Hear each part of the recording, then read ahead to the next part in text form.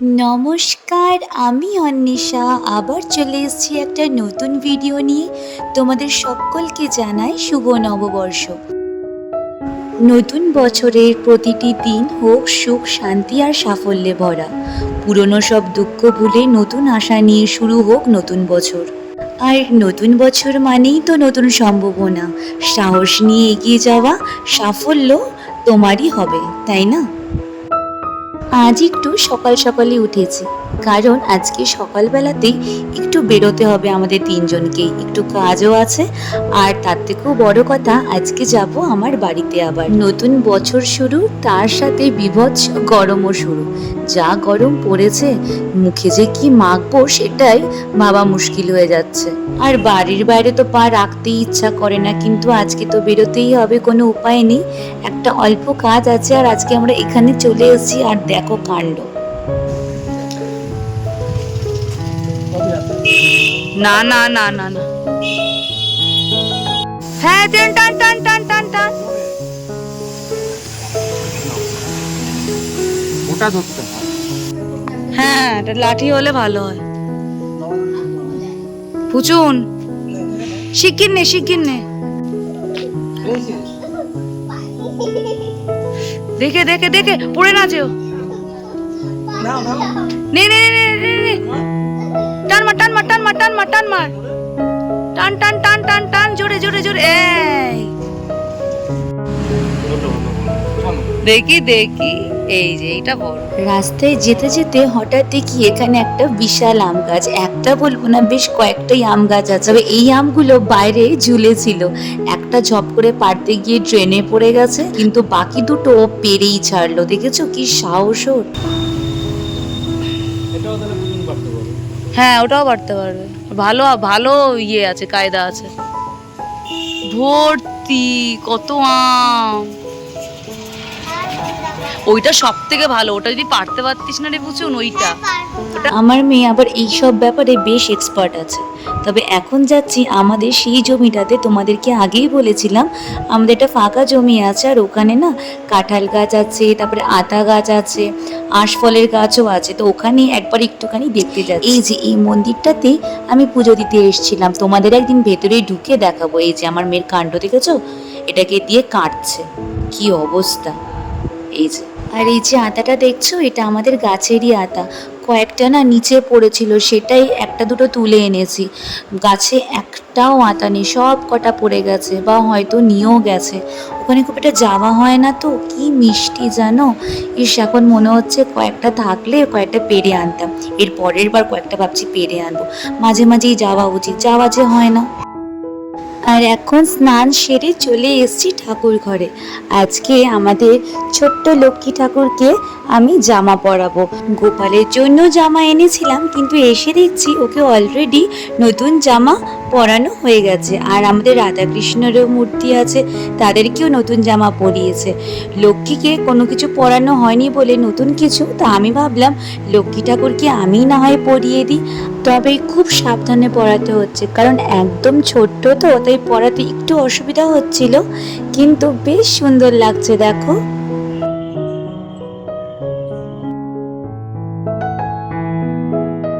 দাঁড়াও তোমাদেরকে কাছের থেকে একটু দেখাই, দেখো কি সুন্দর লাগছে জামাটা পরে।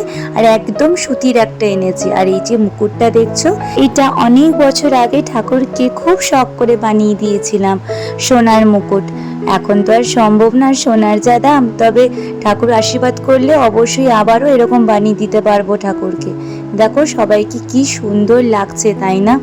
দেখলেই মন ভরে যায়, এত কালারফুল আমাদের এই ঠাকুর ঘরটা লাগে না, ঠাকুরকে যখন সুন্দর করে সাজানো হয়, খুব ভালো লাগছে।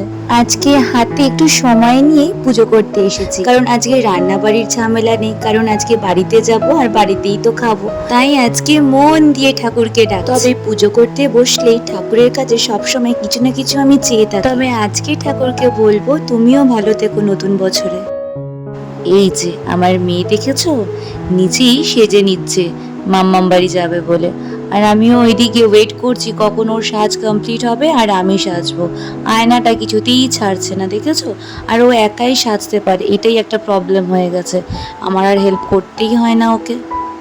তবে একটা ভালো জিনিস হচ্ছে ও যে মেকআপটা ইউজ করছে এটা বাচ্চাদেরই মেকআপ। ওর কাকিমণি একবার ওর বার্থডেতে এই গিফটটা ওকে করেছিল, মানে বাচ্চাদের পারফিউম আছে, লিপস্টিক আছে, আইশ্যাডো আছে, তো ওইগুলোই ইউজ করে ও এই টুকটাক এই মেকআপগুলো ও করে নেয়। তবে স্টেপ বাই স্টেপ যা যা দরকার হয় ও কিন্তু সবই প্রায় শিখে গেছে।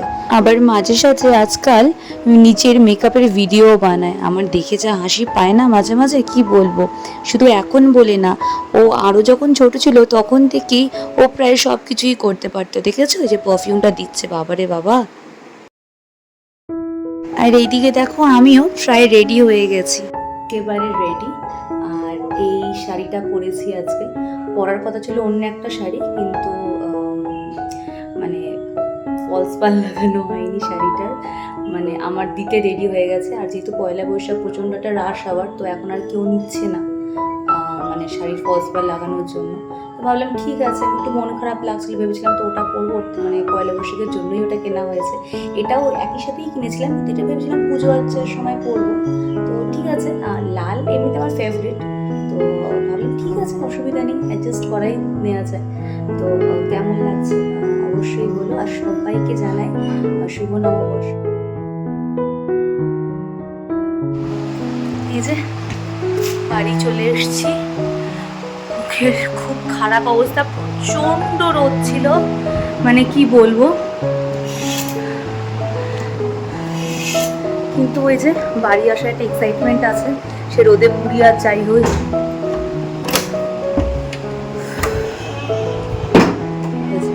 আমার মেয়ের অবস্থা দেখো, সেজে গুজে সুন্দর সাজগোজ ছিল, সুন্দর হাট ঠাট ছিল, সব খুলে দিয়েছি। সব খুলে দিয়েছিস?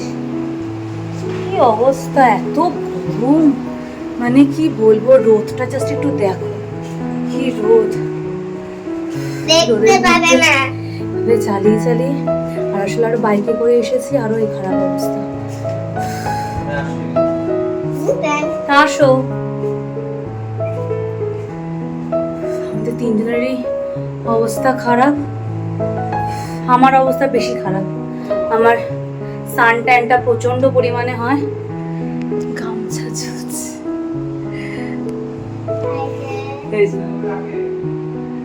উকি মারছে।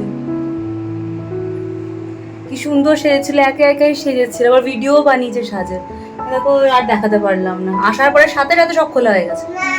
কোথায় ক্লিপ ক্লিপ গুলো, কোথায় সব? হ্যাঁ খুললি কেন বোকার মতো? এবার যাবো, কি রান্না করেছে জানি না। আর সেদিন বাড়ি গিয়ে আমি একটা ছোট্ট দেখে একটা ডান্সের শ্যুটও করেছিলাম। মনে হচ্ছিল কতক্ষণ একটু ফ্রেশন আপ হব, কিন্তু এটা না করলে আমি একটু হলেও তো এটার জন্য প্রিপেয়ার ছিলাম, কিন্তু এত গরম হবে আর এত কষ্ট হবে আসতে, চোখ মুখের অবস্থা এত খারাপ হবে, এত কিছু আমি ভাবিনি। কিন্তু যেহেতু একটু সেজেছিলাম তাই ভাবলাম যে না, করেই নি একটুখানি। এখন বাজে বিকাল প্রায় 5টা, আর আমাদের খাওয়া দাওয়া কমপ্লিট হয়ে গেছে। আর এখন খাবো আমরা আইসক্রিম। দেখেছো লাইন দিয়ে বাটি সুন্দর করে সাজিয়ে রেখেছি, আর চামচও বার করে নিয়েছি। সবাই মিলে এখন ভাগযোগ করে সেই আইসক্রিমটাকে খাচ্ছি। আর এই বাড়িতে কাটানো আমার সব পয়লা বৈশাখের কথা মনে পড়ে যাচ্ছে। আর আমার মেয়ের কাণ্ড দেখেছো, এখানে আসলেই সোফার গদিগুলোকে পাইল আপ করে আর এখানে সুন্দর করে উঠে ফ্রিজের উপরে শুয়ে থাকে। তাই আজকে ভাবলাম ঠিক আছে এইগুলো কর, আমি তোর একটা সত্যি একটা ভিডিও করি। ভিডিও করার মানে হচ্ছে এই মেমোরিজগুলো থেকে যাবে। আমার কোনো কিছুই তো আর সেরকমভাবে ভিডিও করা হয়নি ছোটোবেলার, তাই এখন যখন সুযোগ আছে তাহলে করবো না কেন, তাই না?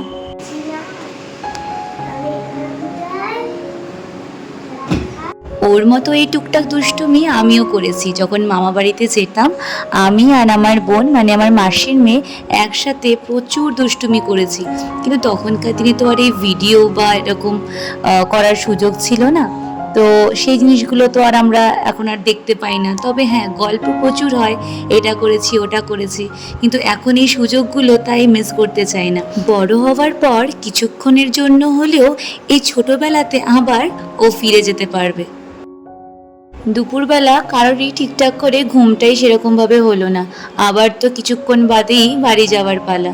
তবে আজকে একটা দুটো দোকানে যাব, মানে আমাদের নেমন্তন্নও করেছে, মানে হালখাতা। তবে আজকের দিনে না কিছু কিনতে চাইলেও অনেক সময় অনেক দোকানে না মানে কেনাকাটির ব্যাপারটা থাকে না, ওরা বলে যে আজকে দরকার নেই, হয়তো মিষ্টির প্যাকেট বা কিছু একটা দিল, বলে যে আপনারা কিন্তু অবশ্যই কালকে আসবেন যদি কিছু পছন্দ হয়ে থাকে। তো আজকে একটা জায়গায় যাবো ভাবছি, যদি একটু পছন্দ হয় তাহলে একটা দুটো জিনিস কিনবো, কারণ পয়লা বৈশাখে অনেক সময় একটু হলেও কিছু কেনার চেষ্টা করি। সব দোকানেই আবার একই নিয়ম থাকে সেরকম না, কিছু দোকান বিক্রি করে আর কিছু দোকান বলে যে আপনি টাকা জমা রেখে যেতে পারেন, পরে কিনতে পারেন যদি পছন্দ হয়ে থাকে। তো এরকমই দেখেছি।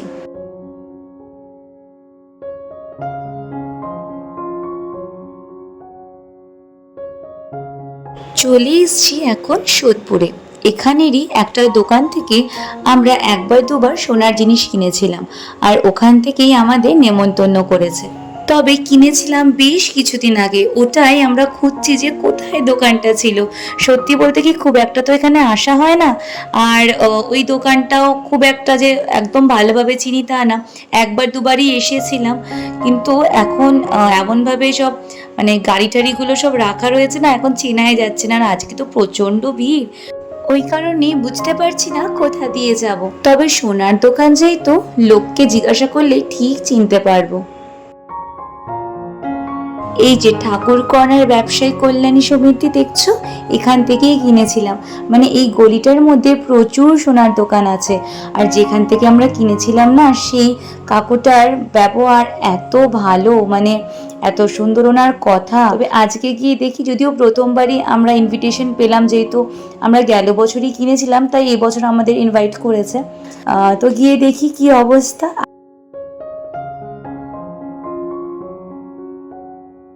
আর এই যে দেখো, এইগুলো নাকি দিয়েছে। আমি আর দোকানে ঢোকার মতন সুযোগ পাইনি, প্রচন্ড ভিড় ছিল। আর এই যে চলে এসেছি বাড়ি। তবে আজকে চলে যেতে হবে, মানে এখনই চলে যেতে হবে। এই যে আমার মেয়ের মন খারাপ, বলছে যাব না, প্রচন্ড কান্নাকাটি করছে, কিন্তু কি করব, যেতে তো হবেই। আর এই যে দেখো চলে এসেছি আমরা এখন বারাসাত। আজ পয়লা বৈশাখ উপলক্ষে সারা শহরটা যেন সুন্দর করে সেজে উঠেছে। তবে এক্ষুনি বাড়ি যাচ্ছি না, একটু ঘোরাঘুরি করে তারপরে বাড়ি যাব।